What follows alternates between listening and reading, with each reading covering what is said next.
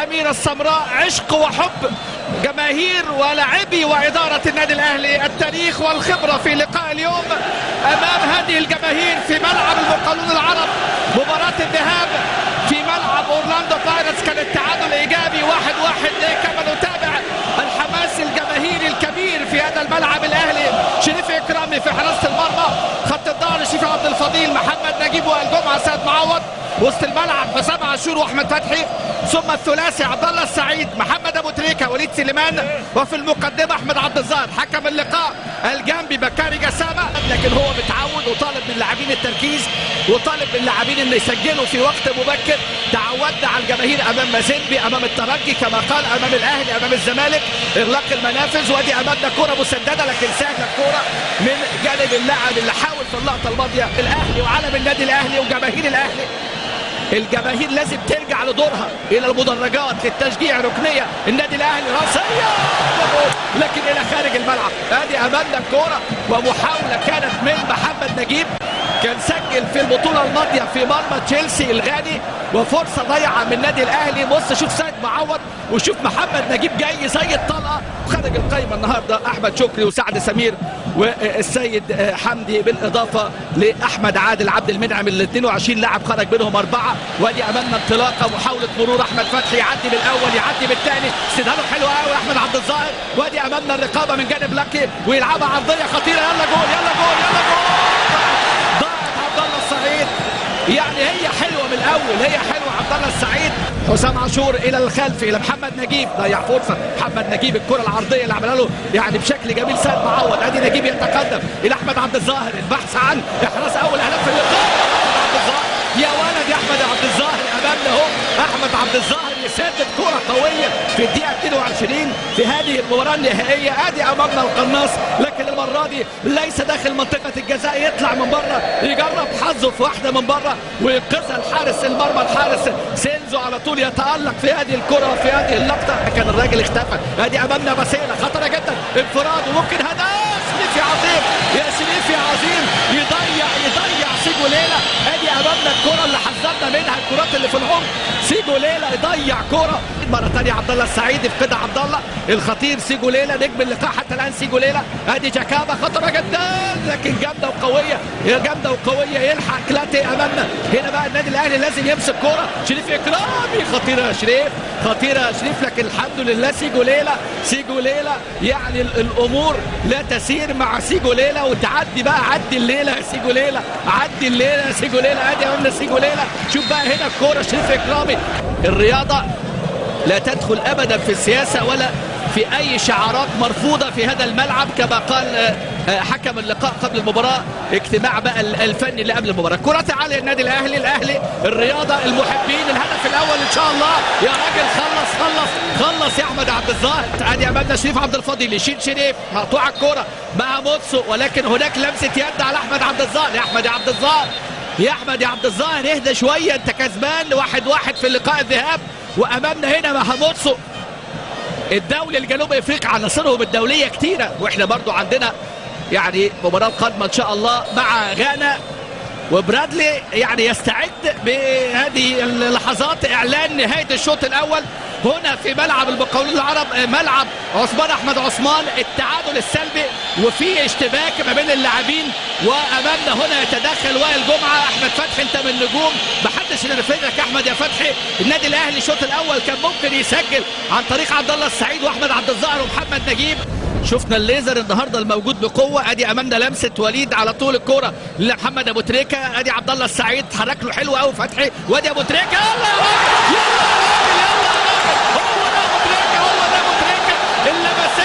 اللمسات مع النيات. هنا اللمسات الحلوه مع النيات الحلوه. ده ابن الاهلي محمد ابو تريكه، هو دائما وابدا يسجل في المباراه النهائيه ويسجل هدفه الافريقي في هذه المسابقه رقم 32. ابو تريكه ولع الملعب يا ابو تريكه، اسعد جماهيرك يا ابو تريكه، فرح المصريين يا ابو تريكه. ادي امامنا الكوره. شوف النادي الاهلي بقى نقلوها ومرروا الكوره. وادي الكوره عبد الله يسدد، وابو تريكه الكوره بتحبه، الكوره بتكافئه دائما وابدا. هو الرجل الذي ياتي بالحظوظ يعني الالقاب اللي بتاتي من خلال بقى لمسات، نفحات، امنيات. بص شوف عبد الله السعيد، وشوف بقى هنا الكرة التقطها وعملها يا ولد يعني تعتبر يعني قارة تقريبا يعني مساحة كبيرة جدا شاسعة. المسافة ما بين كيب تاون وجوبرج جوهانسبرج يعني حوالي ساعتين بالطائرة. ادي امامنا انطلاقة خطيرة جدا، الكرات اللي في العمق خطرة. خلي بالك يا شريف، خلي بالك يا شريف، الحمد لله يضيع باسيلا. شوف الكرة بقى اللي في العمق وانفراد ضايع من باسيلا، وكرة خطرة جدا. يا شريف يا اكرامي، يا شريف يا اكرامي، ادي امامنا شريف يطلع في الاولى يعدي منه باسيلا، والكرة بقى ايه، شوف اتلعبت ازاي، ضغطوا علينا اهو واتمررت. كرة خطرة جدا من جانب اللاعب رقم 11 ميني. وادي امامنا الكرة اللي يعني ايه تحف كده في العارضة. ادي احمد شديد، احمد شديد يحاول، احمد شديد، ادي امامنا الكوره، احمد شديد يلعب عرضيه حلوه وانتظارها عبد الله السعيد، استلم حلو عبد الله والدعم من احمد فتحي وتسديده والجول الثاني. يا ولد يا ولد يا ولد يا ولد، احمد عبد الظاهر، احمد عبد الظاهر، والظاهر لقب اهلاوي. احمد عبد الظاهر يعلنها حمراء، والهدف الثاني في الدقيقه 78. احمد عبد الظاهر، شفنا الكوره من شديد لعبد الله السعيد لاحمد فتحي لاحمد عبد الظاهر. الاهلي حديد، الاهلي حديد، الاهلي يجيب الهدف الثاني. ولا ننسى ان الاهلي لا يلعب في دوري ولا يلعب في كاس وياتي باللقب حتى الان 2 لا شيء، وامامنا السعاده. وخلي بالك خلي بالك خلي بالك يا شريف يا عظيم، يشيل كوره من جانب اللاعب اللي كان منفرد في هذه اللقطه، فرصه كبيره قوي.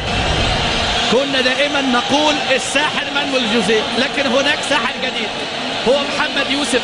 وامامنا بقى هنا عماد متعب ويطلع ابو تريكه. ادي امامنا ابو تريكه، ابو تريكه كل الملعب يصفق لابو تريكه، لا تترك الملعب. هذه هي التحيه الجديده من ابو تريكه لهذه الجماهير على الطريقه الاسبانيه. ولكن الذهاب الى المغرب الى كاس العالم للانديه، ابو تريكه يملك 4 اهداف في مسابقه كاس العالم للانديه. سجل في اوكلاند وفي مرمى امريكا كلاب امريكا هدفين، وسجل في هيروشيما.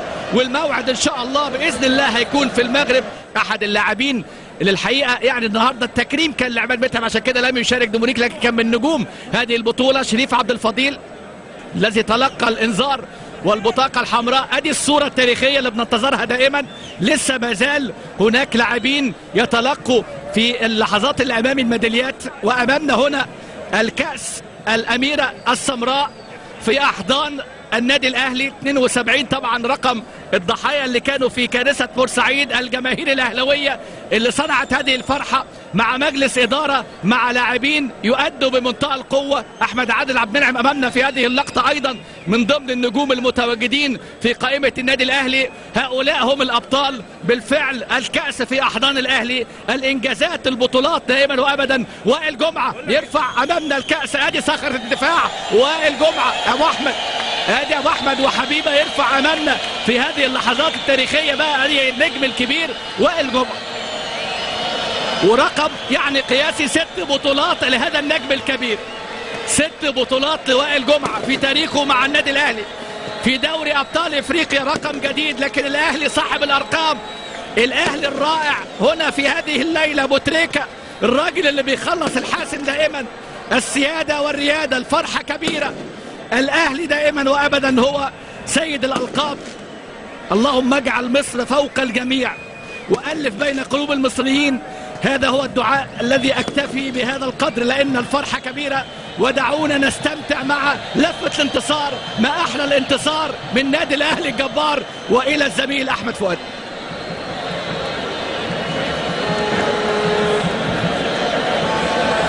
ان شاء الله